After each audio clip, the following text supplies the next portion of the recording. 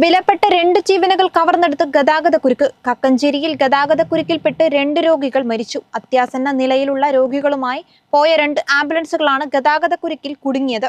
കുരുക്ക് മറികടന്ന് രോഗികളെ തൊട്ടടുത്ത സ്വകാര്യ ആശുപത്രിയിൽ എത്തിച്ചെങ്കിലും സമയം അതിക്രമിച്ചിരുന്നു.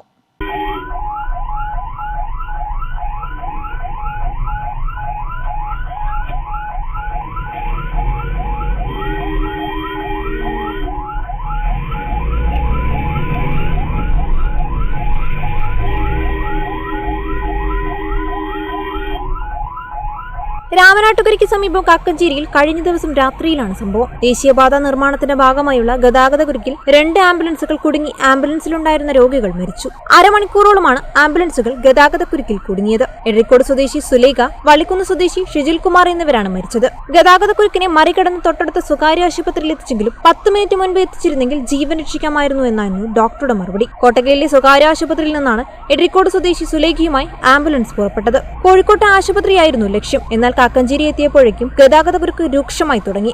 ആംബുലൻസ് കണ്ട് മറ്റു വാഹനങ്ങൾ പരമാവധി സൈഡ് ഒതുക്കി വഴിയൊരുക്കിയെങ്കിലും ആംബുലൻസിന് കടന്നു പോകാൻ സാധിക്കുന്നതിലും വലിയ കുരുക്കായിരുന്നു ഇവിടെ ഉണ്ടായത്. ചേളാരിയിലെ സ്വകാര്യ ആശുപത്രിയിൽ കോഴിക്കോട് മെഡിക്കൽ കോളേജിലേക്ക് കൊണ്ടുപോകുമ്പോഴാണ് ഷിജിൽ കുമാറിന്റെ ആംബുലൻസ് ഗതാഗതക്കുരുക്കിൽപ്പെട്ടത്. അരമണിക്കൂറോളം കുരുക്കിൽ കിടന്ന ആംബുലൻസുകൾ ഒരുവിധം ഫറോക്കിലെ സ്വകാര്യ ആശുപത്രിയിൽ എത്തിച്ചെങ്കിലും സമയം അതിക്രമിച്ചിരുന്നു. കേരള വിഷൻ, രാമനാട്ടുകര.